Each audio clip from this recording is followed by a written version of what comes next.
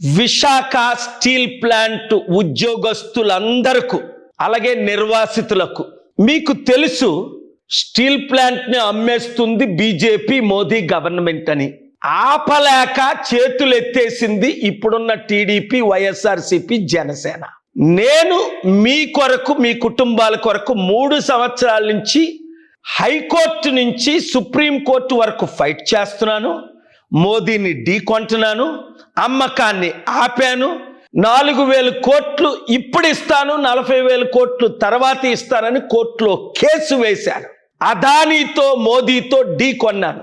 నన్ను మీరు ఎంపీగా గెలిపిస్తే స్టీల్ ప్లాంట్ని అమ్మకుంటా ఆపగలను, మీ అందరి ఉద్యోగాలు కాపాడగలను. అంటే మీరేం చేయాలి?